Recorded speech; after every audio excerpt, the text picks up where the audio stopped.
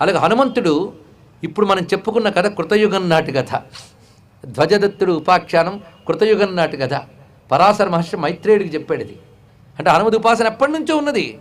అనేక మంత్రమూర్తులు హనుమన్ మంత్రములు ఉన్నాయి. అవన్నీ రాశీభూతమై ఆ రుద్రతేజము లోకరక్షణ కోసం అవతరించి తన పని చేసినప్పుడు ఆ మంత్రమూర్తుల శక్తులన్నీ తన లీలల్లో చూపించాడు ఆంజనేయ స్వామి వారు. అందుకే అటు తర్వాత ఈ మూర్తిగా కనిపించినది చిరంజీవిగా ఉండిపోయాడు ఆయన. ఆ ఉండిపోవడం చేతనే ఎంతవరకు రామకథ ఉంటుందో అంతవరకు ఉంటానని నెపం పెట్టి భూమి యందున్నాడు, దివ్యక్షేత్రం యందు రాజిల్లుతున్నాడు. ఇప్పటికీ యోగులకు దర్శనమిస్తూనే ఉన్నాడు స్వామి, అందులో ఏం సందేహం లేదు. ఎన్ని క్షేత్రాల్లో ఎక్కడెక్కడ స్వామి ఏ మూర్తితో ఉంటాడో మనకేం తెలుసు. అంతేకాదు ఆ క్షేత్రముని స్థిరంగా ఉంటాడు కానీ కలవు ప్రత్యక్ష దైవ అన్నారు ఇక్కడ స్వామివారిని. ప్రత్యక్షమే అనుగ్రహించగలిగిన దైవం ఆంజనేయ స్వామి. అనేక చోట్ల అనేక విధములుగా ఇది రుజువు చేయబడినటువంటి అంశమే. అంతేకాదు రామాయణ కాలం తర్వాత కూడా హనుమద్ ఉపాసన ఎన్ని రకాలుగా ఉండేదో. ముఖ్యంగా భారత కాలంలో హనుమద్ ఉపాసన అంత విశేషంగా ఉన్నది. అరణ్యవాసం చేసేటప్పుడు సాక్షాత్తు కిరాత రూపంతో వచ్చి శివుడు అర్జునుల్లో తన దివ్యశక్తిని ప్రవేశింపజేస్తాడు, శివశక్తిని. హనుమంతుడు భీముణ్ణి ఆలింగనం చేసుకుని తన దివ్యశక్తిని ప్రవేశింపజేస్తాడు. ఈ రెండు కూడా రుద్ర తేజస్సు పాండవ మధ్యములైన భీమార్జునుల్లో ప్రవేశించింది. ఇది తెలుసుకోవాల్సింది. అక్కడ భీముణ్ణి అనుగ్రహించిన వైనం చాలా అద్భుతమైన విషయం. అక్కడ ఆ భీముడి ముందు హనుమంతుడు ప్రకటించిన రూపం ఎలా ఉన్నది? మామూలుగా కోతిలా కనబడతాడు. ఆ తోకని భీముడు ఎత్తలేకపోతే నువ్వెవరివయ్యా?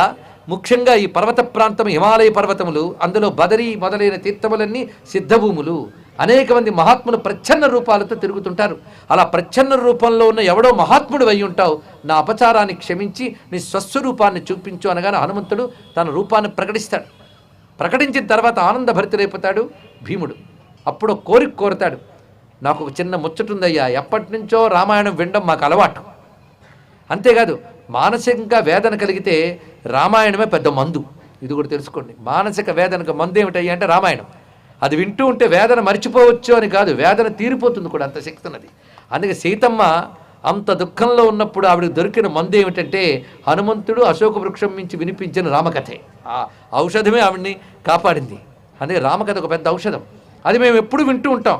నిన్నటికి మొన్న అరణ్యవాసం చేస్తున్నప్పుడు మార్కండేయ స్వామి వారు వచ్చి మళ్ళీ రామాయణం అంతా మాకు చెప్పారు. పైగా రామాయణం అన్నీ వింటున్నప్పుడు ప్రతి ఘట్టం మాకు బాగుంటుంది, కానీ నాకు నీ కథ వచ్చినప్పుడు ఉత్సాహం ఎక్కువైపోతుందయ్యా. ఎందుకంటే నువ్వు వాయుపుత్రుడు కదా, నాకు అన్నవరస అవుతావు.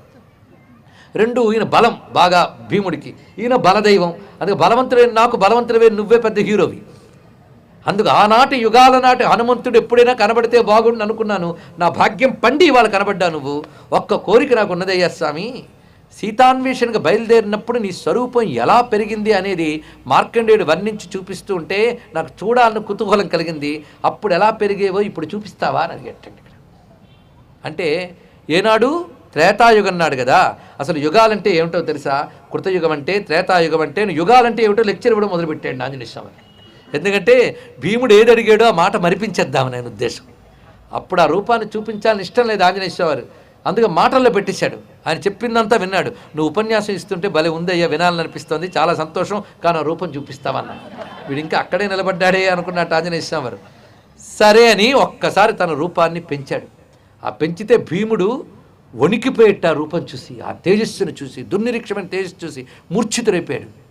కొంతసేపటికి హనుమద్ అనుగ్రహం వల్ల తెప్పరిల్లి తేరుకుని లేచి నిలబడ్డాడు. అప్పుడు హనుమంతుడు మామూలు పడేయట. ఏమిటయ్యా నీ రూపం, ఎంత అద్భుత రూపం ధరించావా అంటే, నువ్వు చూసిన రూపానికి 10 ఇంతలుంది అప్పుడు రూపం అన్నాడు. అయితే చూపించవయ్యా అన్నప్పుడు చూపించడము, నా అంతటి నేను ప్రకటించడానికి చాలా భేదం ఉంది. అప్పుడు నా అంతటి నేను ప్రకటించాను, ఇప్పుడు చూపించమంటే చూపించాను. అప్పుడు అవసరం ఉంది, ఇప్పుడు నీ పేరు దయతో చూపించాలి. అవసరం ఉన్నప్పుడు చూపించిన దానికి ఒక్కసారి అభినయించు అన్నప్పటికీ రెండింటికి తేడా లేదు. అందుకే ఇదే చూసి తట్టుకోలేకపోయావు, 10 ఇంతలు చూస్తే ఇంక అసలు ఉండగలవా అన్నాడు ఇక్కడ.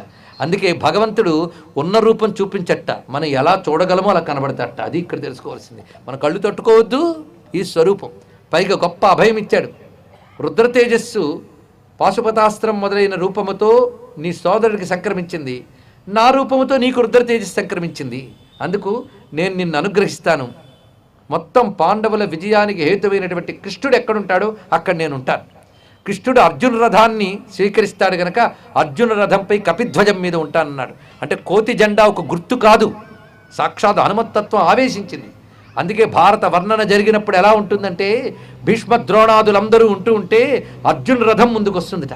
ఆ వచ్చినప్పుడు కృష్ణ పరమాత్మ మహా తేజోమూర్తిగా గోచరిస్తూ ఉంటే అప్రయత్నంగా భీష్మాదులు చేతులు ముక్కుడించి నమస్కరిస్తారట.